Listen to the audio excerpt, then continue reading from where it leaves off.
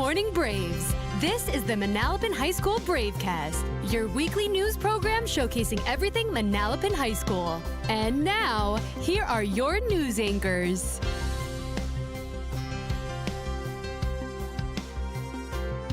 Good morning, Manalapan High School. Today is Friday, March 14th. I'm Jamie Gazinski. And I'm Arwen Rivera. Welcome back to the Bravecast. We would like to start this broadcast by congratulating our juniors and seniors who were inducted into the National Honor Society last night. Absolutely, Arwen. This is a huge accomplishment. And I heard that you did a phenomenal job singing the national anthem. Thank you, Jamie. Speaking of accomplishments, junior Krithi Malhotra was recently named a 2025 Governor's STEM Scholar for Monmouth County. She works as an international business intern, helping businesses in northern Nigeria thrive by finding innovative solutions from day-to-day problems. Krithi, these are amazing accomplishments. You should be so proud of yourself. And now, Braves, please stand for the Pledge of Allegiance, led by our Bravecast anchors. I pledge allegiance to the flag of the United States of America and to the republic for which it stands, one nation, under God, indivisible, with liberty and justice for all. Please be seated. Congratulations, juniors, on finishing your testing. We know you've been working hard, so take a deep breath, relax, and give yourself a well-deserved pat on the back. Keep up the great work. And now for our weekly Culture of Respect with Maddie Lee. March is recognized as Women's History Month, where we commend and honor women role models in history. I had the opportunity to go around the halls to interview female staff and students on how we can all incorporate respect during this month. How can we continue to foster the culture of respect through the celebration of Women's History Month? Being respectful and caring for women is a key, and just being there for them is something that I think would help.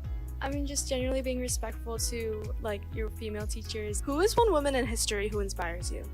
Rosa Parks, because she stood up for what's right. I'm very inspired by Marie Curie. She really broke the ground in chemistry, and she truly gave her life for chemistry and is part of the reason why I'm a chemistry teacher today. I'm going to have to say probably both of my grandmothers, because during World War II, they both had very important careers, and they kind of took over a lot in the workforce when both my grandfathers were fighting in Europe in the Army. I really can't pick just one woman, but I think that every woman that's in the fitness industry, showing women that we can be strong on the inside and strong on the outside too. It is important to reflect on the strength and role of these leaders that will continue to build our school's culture of respect. This has been Maddie Lee. Now back to you guys in the studio.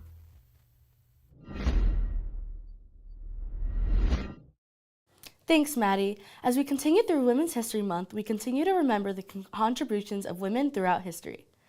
March is also STEM Month. The Trivia Club will be hosting a STEM Trivia Challenge on Friday, March 14th in the auditorium during lunch. The top 3 scorers will be receiving prizes. Braves, Marlboro High School will host our district's annual college fair on Thursday, April 3rd.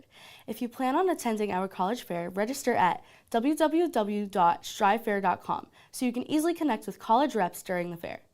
Also, F4HSD senior scholarships are still available. Be sure to check out the scholarships available exclusively for seniors in our school district. Check your email or your counselor's Google Classroom for details. Be sure to check the guidance webpage for scholarship offerings listed under 2024 to 2025 Student Scholarship List.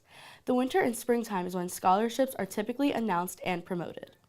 And now, Braves, this past Wednesday outside, Brandon Schwinger and Shane Klompus filmed the weekly Bravecast Sports Report.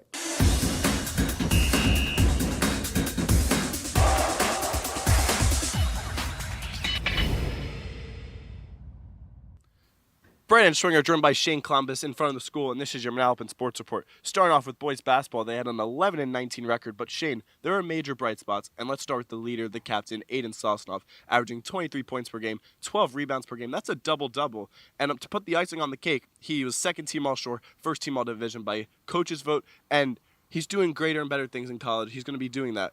And someone's got to fill in those shoes. And who's that going to be? I know exactly who that's going to be. The name is Dean Aviles. Keep that name in mind for next season. You know, he averaged 14 points per game this year. He sees the role Sosnov is in, and that's going to be him next year. One of the key leaders on this team, and I can't wait to see how he does for that. And now, moving into wrestling. Our boys wrestling team had themselves a 12-14 season this year, and they were 3-1 in the shore. Brandon, Gage Grant, a big name that we kept bringing up. Let's hear his accomplishments for this season. And Gage Grant, he had a little bit of a disappointing sophomore year, but bounced back the junior. Walter Woods champion. a 34-10 record, and he's still got some room for improvement, and he's got another year to do that, so I can't wait to see what else he can do. I can't wait to see how he does also. Now into girls wrestling, Sophie Babna, a big name to mention. It was her senior year. She did phenomenal. She had more than 80 career wins, which is really impressive. And she had so many achievements this year that it's hard to name off all of them from the top of my head. And Shane, Sophie, you can argue, is probably one of the best girls wrestlers in all Manalapan history. I totally agree with you there, Brandon. And now, moving into swim, our boys swim team had a 5-2 record, and they were 4-2 on the shore. And Brandon, Michael Grzanko, big name to mention, he achieved first place in over 9 meets this year. You know, Shane, we give all that credit to Michael, who's done a phenomenal job, don't get me wrong. But let's give credit to Coach Miller. He's carried this swim team to 7 consecutive over 500 seasons, and that's incredible to see. Great leadership by him. That is great leadership by him. Congrats to all these winter sports. And now, stay tuned for next week for more information about our spring sports teams. And now, back to you guys in the studio.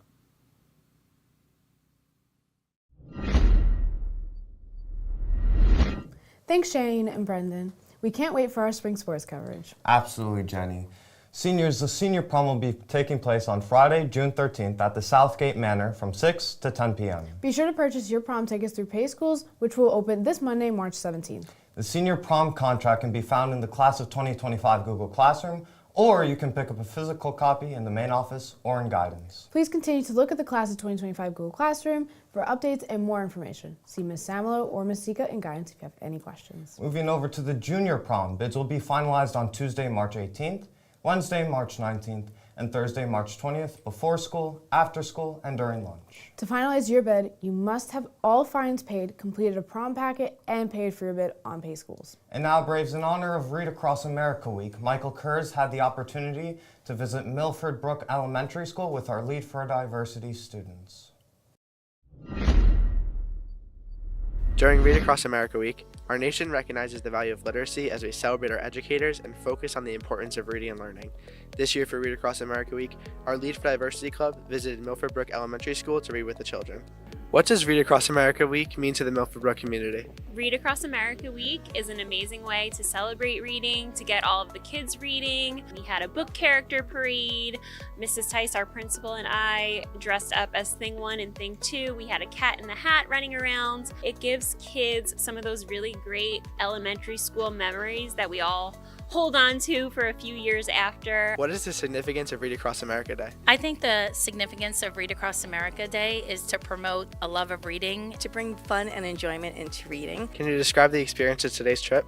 Yeah, I mean, it's been really great. We went to the gym and hung out with the kids for a little bit. It was a lot of fun. I had a great time. It's really life-changing to see how young they are and how precious, and I love working with younger kids. This trip has been a positive one for our students in Lead for Diversity. They have the opportunity to promote the culture of respect here at the elementary school.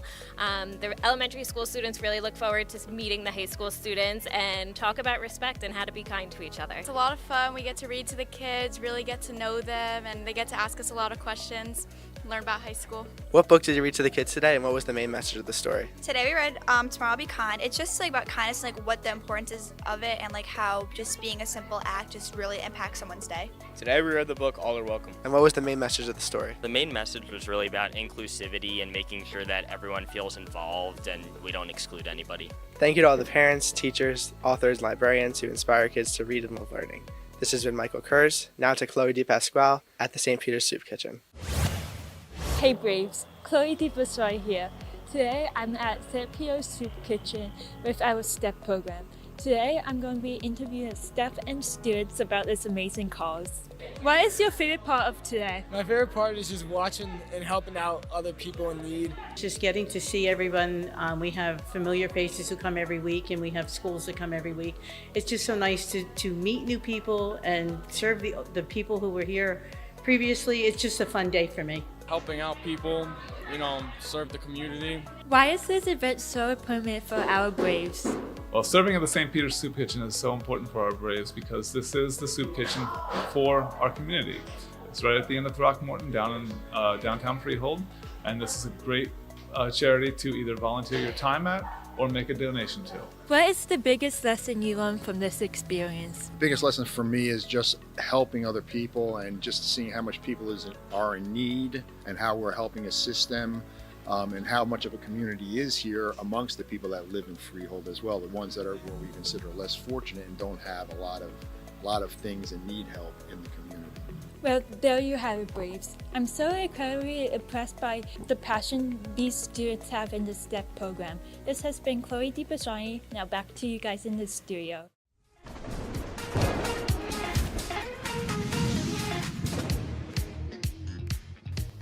Welcome back to the Manalapan Minute. I'm Jamie Gazinski. And I'm Kira Sullivan. Before we let you go, we would like to report our St. Patty's weekend weather. Today, we're looking at a high of 53 degrees, partly cloudy and low to mid winds. Moving on to Saturday, we will see an overcast day with a high of 61 degrees. On Sunday, you can expect some rain and some wind with a high of 68 degrees. And on Monday, we have mostly cloudy skies and a bit of rain with a high of 58. That's your weekend forecast, Manalapan. It's an F day, so make the most of it. Have an awesome St. Patty's weekend, Braves, and we'll catch you next week on your Manalapan Bravecast.